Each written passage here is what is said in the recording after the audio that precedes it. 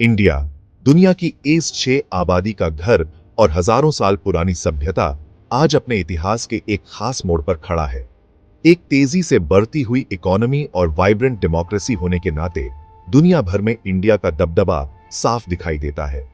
इसका foreign policy, history, culture और practical approach का मिला-जुला रूप कॉम्प्लेक्स जियोपॉलिटिकल लैंडस्केप में आगे बढ़ रहा है। दुनिया देख रही है जैसे इंडिया अपना रास्ता बनाता है और 21वीं सदी की रूपरेखा तय करता है। गुलामी के समय और स्ट्रैटेजिक ऑटोनॉमी की खोज ने इंडिया के विश्व दृष्टिकोण पर गहरी छाप छोड़ी है। शीत युद्ध के समय के नॉन अलाइंड मूवमेंट से लेकर आज के स्ट्रेटेजिक पार्टनरशिप्स तक इंडिया हमेशा से मल्टीपोलर वर्ल्ड ऑर्डर का समर्थन करता रहा है। इंडिया का ग्लोबल एंगेजमेंट कई चीजों से प्रेरित है। यह अपने राष्ट्रीय हितों को सुरक्षित करना चाहता है, इकोनॉमिक ग्रोथ को बढ़ावा देना चाहता है, अपनी ग्लोबल स्टैंडिंग को बेहतर बनाना चाहता है और दुनिया की साझा चुनौतियों का हल ढूंढने में योगदान देना चाहता है। यह ऐसे इंडिया के ग्लोबल रिलेशंस की कॉम्प्लेक्सिटीज, उसकी की पार्टनरशिप्स, रीजनल डायनामिक्स और ग्लोबल ऑर्डर को आकार देने में उसकी भूमिका को एक्सप्लोर करता है।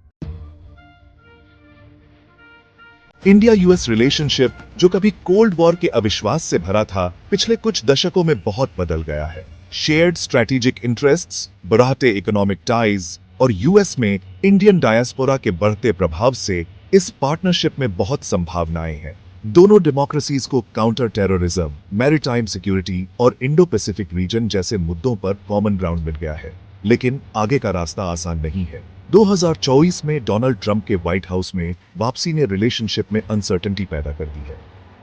फॉरेन पॉलिसी के लिए ट्रंप का ट्रांजैक्शनल अप्रोच और उनका अनप्रिडिक्टेबल नेचर दिल्ली में चिंता का विषय है।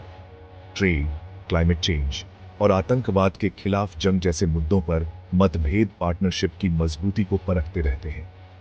यूएस के पाकिस्तान, जो इंडिया का कट्टर दुश्मन है, के साथ करीबी रिश्ते बिलैटरल रिलेशंस में कांटे की तरह चुभते हैं। इन चुनौतियों के बावजूद इंटरेस्ट्स का कन्वर्जेंस और बढ़ते पीपल टू पीपल टाइज भविष्य के लिए एक मजबूत नींव प्रदान करते हैं। इंडिया के ग्लोबल रिलेशंस की कोई भी चर्चा चीन के बारे में बात किए बिना पूरी नहीं हो सकती। दुनिया के 2 सबसे ज्यादा आबादी वाले देशों का रिश्ता कॉम्प्लेक्स है और हिस्टोरिकल बैगेज, बॉर्डर डिस्प्यूट्स और स्ट्रेटेजिक राइवलरी से भरा है। 2020 का गालवन वैली क्लैश, एक हिंसक टकराव जिसमें दोनों तरफ के सैनिक मारे गए, बिलैटरल रिलेशंस में एक नया निचला स्तर था। विवादित सीमा पर सेना हटाने की कोशिशों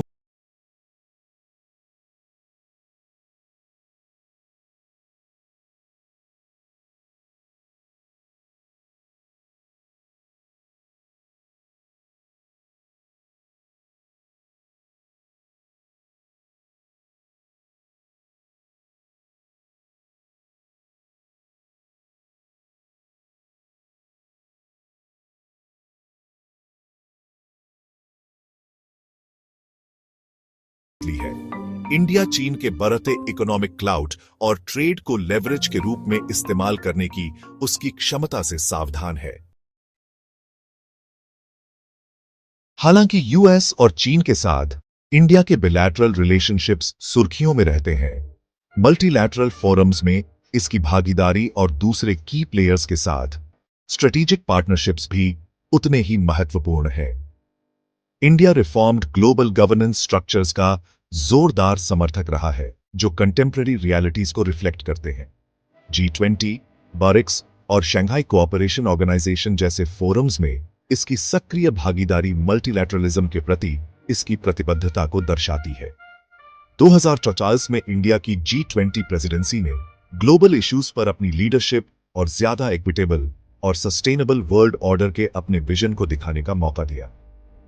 स्ट्रेटेजिक ऑटोनॉमी की इंडिया की कोशिश ने उसे दुनिया भर के देशों के साथ पार्टनरशिप्स बनाने के लिए प्रेरित किया है।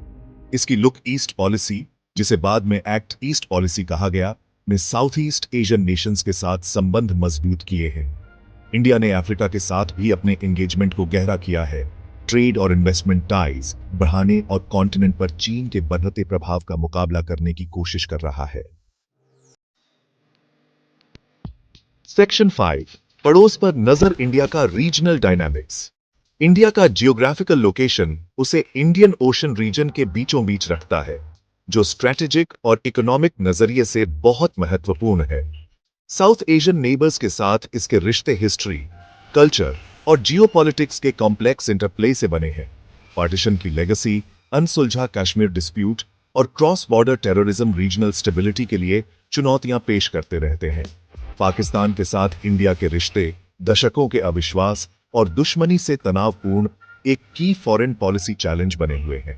आजादी के बाद से दोनों न्यूक्लियर आर्म्ड नेबर्स 4 युद्ध लड़ चुके हैं और कॉन्फ्लिक्ट का खतरा मंडरा रहा है। इन चुनौतियों के बावजूद इंडिया ने रीजनल कोऑपरेशन को बढ़ावा देने में काफी प्रगति की है।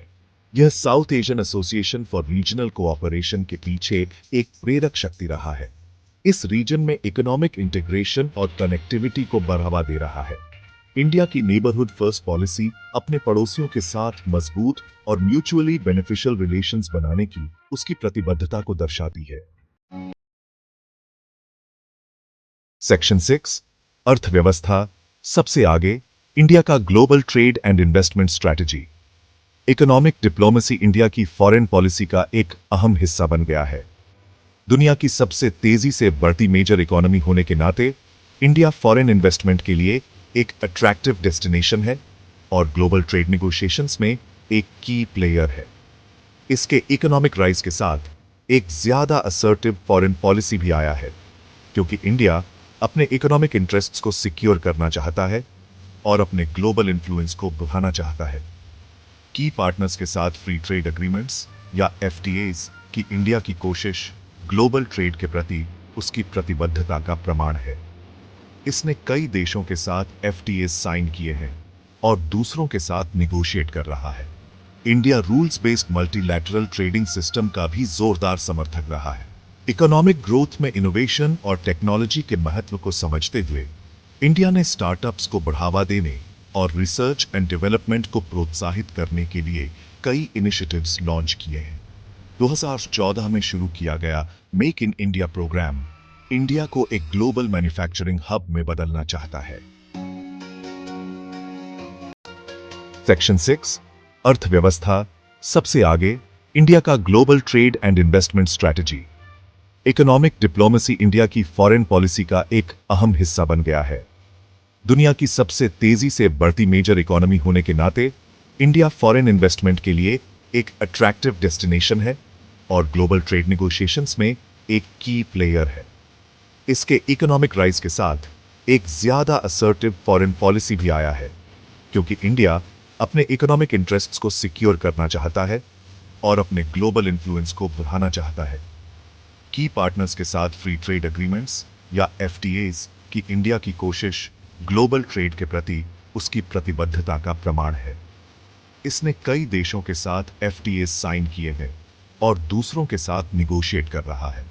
India rules based multilateral trading system का भी जोरदार समर्थक रहा है।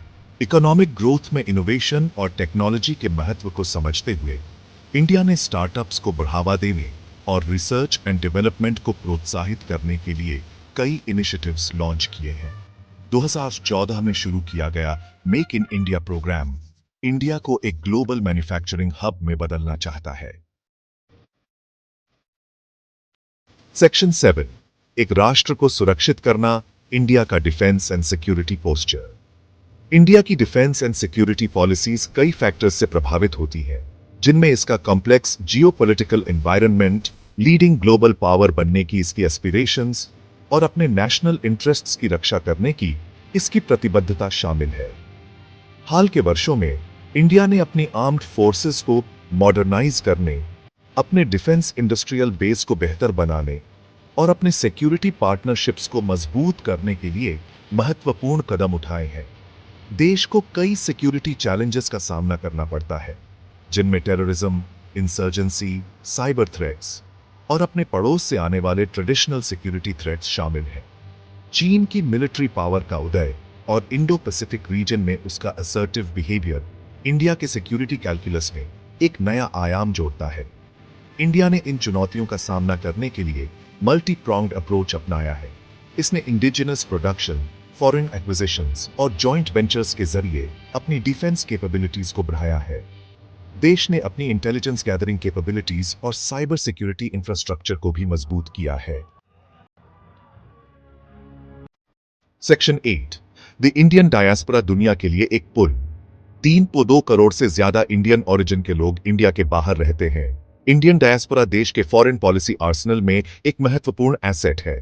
डायस्पोरा इंडिया के इंटरेस्ट को अब्रॉड प्रमोट करने, पीपल टू पीपल कॉन्टैक्ट्स को बढ़ावा देने और इंडिया के सॉफ्ट पावर को बढ़ाने में महत्वपूर्ण भूमिका निभाता है।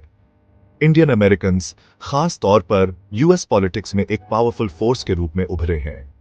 उन्होंने बिजनेस, एकेडेमिया और गवर्नमेंट समेत कई फील्ड्स में महत्वपूर्ण योगदान दिया है।